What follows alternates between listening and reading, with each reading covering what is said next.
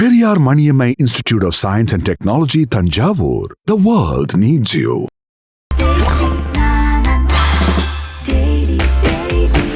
Taste Daily. Taste the Daily. Phoenix. அவன் இன்னைக்கே சாவணும். என்னடா பிரச்சனை உங்களுக்கு? நாங்க ஜெயிக்கிறதா? பிஹைண்ட் டாக்கர்ஸ் வியூவர்ஸ் எல்லாருக்கும் ஒரு பெரிய வணக்கம். நம்ம வெள்ளச்சாமி அண்ணன்டா. Welcome to top 5. இன்னைக்கு இந்த டாப் 5ல நம்ம பார்க்க போற context transformation in Tamil cinema.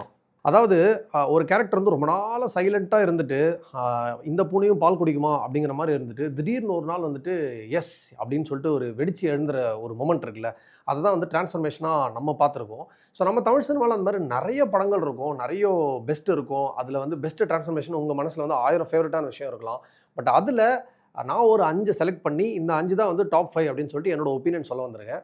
So உங்களோட ஹீரோதுக்கு கொஞ்சம் கீழே மேலெல்லாம் இருந்தால் கோச்சிக்காமல் உங்களோட கருத்தை வந்து கமெண்ட்டில் தெரிவிங்க. ஸோ முதல்ல 5வது இடம் தெரி. விஜய் சார் வந்து கெட்டப் மாற்ற மாட்டுறாரு. அவர் வந்து எப்பயும் ஒரே மாதிரி தான் இருப்பார். அவர் வந்து எப்பயுமே விஜய் சாரோட படங்கள்லாம் ஒரே மாதிரி இருக்கும், அவர் ஒரே கெட்டப்பில் இருப்பார் அப்படிலாம் சொல்லிட்டு இருந்தபோது தெரி அப்படிங்கிற படத்தில் வந்து ஒரு சின்ன கெட்டப் சேஞ்ச் காமிச்சிருந்தாரு. ஜோசப் குருவிலாவா வந்து ஃபர்ஸ்ட் ஹாஃபில் அவர் வந்து ரொம்ப சாஃப்டாகவும் ரொம்ப ஃபன்னியாகவும் ரொம்ப காமாக ஒரு மாதிரி அழகாக ஒரு க்யூட்டான ஒரு கேரக்டர், ஒரு பொண்ணோட இருக்க சீன்ஸ் ஆகட்டும், ரவுடிங் வந்து ஒரு மிரட்டும் போது ஒரு பயப்படுற சீன் ஆகட்டும், அந்த குடுமி அந்த தாடி அதில் கொஞ்சம் ஒயிட்டு அப்படின்னு சொல்லி ரொம்ப அழகாகவே அந்த ரோலை வந்து ப்ளே பண்ணியிருப்பார். பட் ஒரு பிரச்சனைன்னு வரும்போது அவன் வெடிச்சு எந்திரிக்கணும் இல்லையா, அந்த ஹீரோங்கிற வந்து வெடிச்சு எந்திரிக்கணும் இல்லையா, அந்த மாதிரி ஒரு மொமெண்ட்டுக்காக நம்ம வெயிட் பண்ணிகிட்டே இருப்போம். ஸோ அந்த ஒரு மொமெண்ட் வந்து அந்த இன்டர்வல் சீன் அப்போ நடக்கும். ஸோ நைட் வந்து சில ரவுடிங்க வீட்டுக்குள்ளே பூந்து அவரோட ஃபேமிலி அட்டாக் பண்ண போகும்போது அந்த கேரளா செண்டை மேளம்லாம் போட்டு ஜிவி பிரகாஷ் பயங்கரமாக ஒரு கூஸ்பம்ஸ் ஒன்று கிரியேட் பண்ணியிருப்பாரு.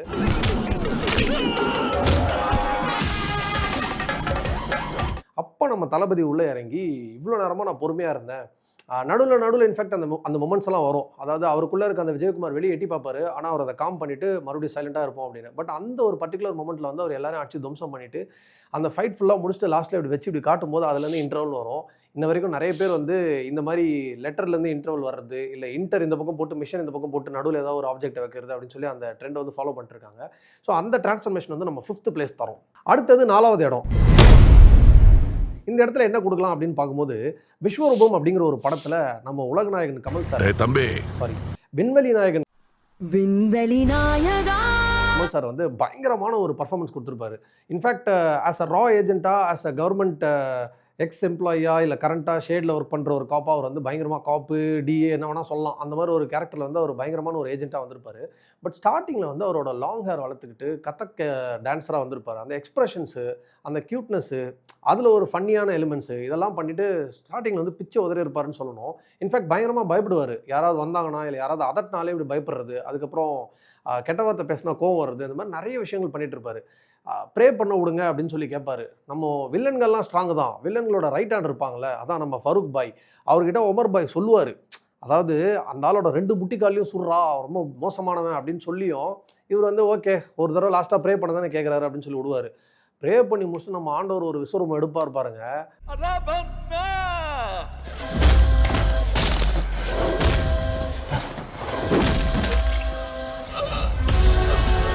படத்தோட பெஸ்ட் சீனே அதான். ஸோ அது வந்து நம்மளோட ஷோவில் 4வது இடத்த பிடிச்சிருக்கு. அடுத்தது 3வது. இப்போ இந்த 1, 2, 3 தான் ரொம்ப த்ரில்லிங்காக இருக்க போகுது. ஏன்னா நான் யாராவது மாற்றி சொல்லி நீங்கள் என்ன திட்டி சரி ஓகே இதெல்லாம் எதிர்பார்த்தது தானே, கூச்சமே இல்லை. வேதாளம்ல நம்ம அஜித் சார் தமாசு. அதாவது ஸ்டார்டிங்லேருந்து நம்ம தலை வந்து ரொம்ப சாதுவா, அகைன் எல்லாமே பாருங்களேன், சாதுவாக இருந்து அந்த சாது மிரண்டா என்ன அப்படிங்கிற மாதிரியான ஒரு கதை தான். ஸோ ஒரு டாக்ஸி டிரைவராக தங்கச்சி மேலே பாசத்தோட வெட்ட வர ரவுடிங்களையே தன்னுடைய சிரிப்பு முகத்தை வச்சு தன்னுடைய குழந்தை சிரிப்பை வச்சு திருத்தி அமைச்சிடுறது, அவங்களே வந்துட்டு உன்னை குத்துறதுக்கு எனக்கு மூடே வரடான்னு சொல்லி போக வைக்கிறது, அந்த மாதிரி ஒரு ரொம்ப சாஃப்ட் ஹார்ட்டட், ரொம்ப நல்ல எல்லாருக்கும் பிடிச்ச ஒரு இப்படி ஒரு டாக்ஸி டிரைவர் வண்டியில் நம்ம ஏறினா நம்ம நாளே அன்றைக்கி விளங்கிறோம் அப்படிங்கிற மாதிரி ஒரு ஃபேஸோடு இருப்பார். ஆனால் ஒரு போட் சீனில் ஒரு பிளாக் கலர் பனியன் போட்டு அந்த 2 ஹஞ்ச் பேக்கை தூக்கின்னு வருவார் பாருங்க. இதுக்கு பேர் எனக்கு என்னன்னு தெரிலங்க, கழுத்தில் ஏறுமே, அப்படி தூக்கி இப்படி வந்து நிற்பார் பாருங்க. மாஸ் பண்ணியிருப்பாரு. ஸோ அந்த போட் சீனில் அந்த சீனை வந்து யாராலையும் மறக்க முடியாது. அண்ட் இன்ஃபேக்ட் வேதாளம் படத்தோட ஹையஸ்ட் பாயிண்டே அதுவாக தான் இருக்கும். அண்ட் நிறைய பேர் வந்து ஆக்டர் அஜித் சார், அதாவது வரலாறு, வில்லன், வாலி, இதில் வந்து அவர் காமிச்ச எக்ஸ்பிரஷன்ஸ்க்கு அப்புறம் இந்த படத்தில் ஒரு பயங்கரமான டிரான்ஸ்ஃபர்மேஷன் காமிச்சிருந்தாருன்னு சொல்லலாம். அண்ட் இப்போ நம்ம பார்த்த எல்லா டிரான்ஸ்ஃபர்மேஷன் சீன்லேயும் இது வந்து கொஞ்சம் எக்ஸ்ட்ரா ஸ்பெஷல். ஏன்னா அந்த ஃபேஸ் எக்ஸ்பிரஷன் வந்துட்டு அழுவதுலேருந்து மாற்றி அனிருத்தோட மியூசிக்கில் பயங்கரமாக ஒரு டெரிஃபிக்கான ஒரு எக்ஸ்பிரஷன் கொடுப்பாரு பாருங்க. தியேட்டர் மூமெண்ட் நினச்சா இப்போ கூட ஜிவ்வுன்னு இருக்குது. அடுத்தது செகண்டு. ஸோ பல குழப்பத்துக்கு அப்புறம் ஃபஸ்ட்டுக்கும் செகண்டுக்கும் ஒரு கன்ஃபியூஷனாக இதை நான் செகண்டில் கொடுத்துருக்கேன். இதுக்கு நிறைய தலைவர் ஃபேன்ஸ் என்னை அடிக்க போகிறீங்க. எஸ், பாஷா தான் செகண்டில் வச்சுருக்கிறேன். மக்களே, நானே ஒரு மிகப்பெரிய தலைவர் ஃபேனு, நானே ஒரு ரஜினி சாரோட தீவிரமான ஃபேனு. அப்படி இருந்தும் இதை ஏன் செகண்ட் கொடுத்துருக்கேன்னு நான் ஃபஸ்ட்டு கொடுத்ததை சொல்லும் போது சொல்கிறேன். ஸோ இந்த டிரான்ஸ்ஃபர்மேஷன் பற்றி நம்ம சொல்ல தேவையில்ல, நம்ம எல்லாருக்கும் தெரிஞ்சது தான். அவர் வந்து மாணிக்கமாக இருப்பார், ரொம்ப சாஃப்ட்டாக இருப்பார், ரொம்ப சைலண்ட்டாக இருப்பார், தான் உண்டு தான் ஃபேமிலி உண்டுன்னு இருப்பார். ஆட்டோ பீஸாக கிழிக்கும் போது கூட சைலண்ட்டாக இருந்த மனுஷன் அவங்க ஃபேமிலி மேலே கை வச்சோன்னே ஒரு கோவம் வந்து எல்லாரும் அடிச்சு துவம்சம் பண்ணுற சீனை நம்ம யாராலையும் மறக்கவே முடியாது. ஸோ நம்மளோட ஷோவில் பாஷா தான் செகண்ட் பிளேஸ்.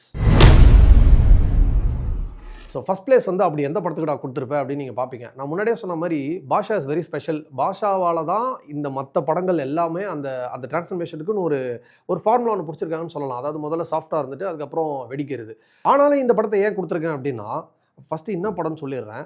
பிஸ்தா அப்படிங்கிற கார்த்தி சாரோட படம் தான். ஸோ இந்த படத்தை ஏன் நான் ஃபஸ்ட்டு கொடுத்தேன் அப்படின்னா, இப்போ மற்ற ஹீரோஸ் எல்லாமே பார்த்தீங்கன்னா ரஜினி சார் ஆகட்டும், கமல் சார் ஆகட்டும், விஜய் சார் ஆகட்டும், அஜித் சார் ஆகட்டும், இவங்களோட படங்கள் வந்து ரொம்ப நிறைய படங்கள் பண்ணியிருக்காங்க. பெரிய மாஸ் ஹீரோ, இவங்களுக்கு ஃபேன்ஸ் பயங்கரமாக இருப்பாங்க. அப்படிப்பட்ட ஒரு மாஸ் ஹீரோவுக்கு நம்ம இந்த மாதிரி ஒரு விஷயத்தை எதிர்பார்க்கலாம். பட் கார்த்திக் சார் வந்து ஒரு ரொமான்டிக் ஹீரோ, ஒரு ஃபேமிலி ஹீரோ.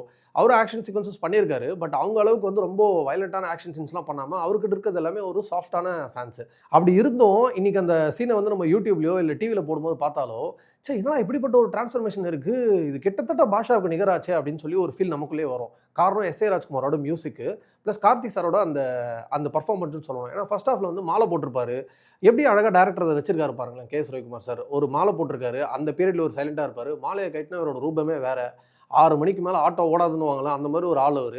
அப்படிப்பட்ட ஒருத்தருக்கு கல்யாணம் பண்ணுற பொண்ணு வந்து ரொம்ப திமிர் பிடிச்ச பொண்ணு, அவங்க மனமடையில் இருக்காங்க. அவங்க வந்து இவரை கல்யாணம் பண்ணி ஸ்கேம் பண்ணி சொத்தெல்லாம் அமைக்கலான்னு பார்ப்பாங்க. ஆனால் அப்போ தான் அவங்களுக்கு தெரியும், சிஸ் யூ காட் ரிவர்ஸ் ஊனோடு அப்படின்னு. புருஷங்காரன் நின்று பேசிக்கிட்டு இருக்கல்ல, மரியாதை இல்லாமல் கீழே உட்காந்துட்டு இருக்கா. அடச்சை எந்திரடி.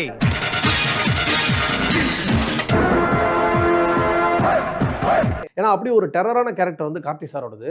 ஸோ நான் முன்னாடியே சொன்ன மாதிரி Karthik sir being a very romantic and soft and gentle and அந்த மாதிரி ஒரு ஹீரோவாக இருந்தோம்.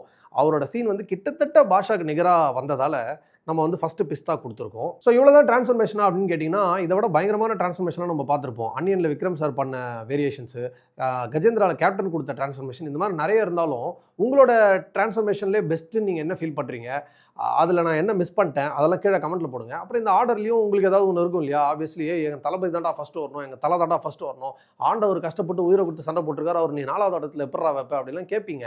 நீங்கள் பார்த்து உங்களோட மனசில் என்ன படுதோ அதெல்லாம் கமெண்ட்டில் போடுங்க. இது என்னோட கருத்து மட்டும்தான். நன்றி.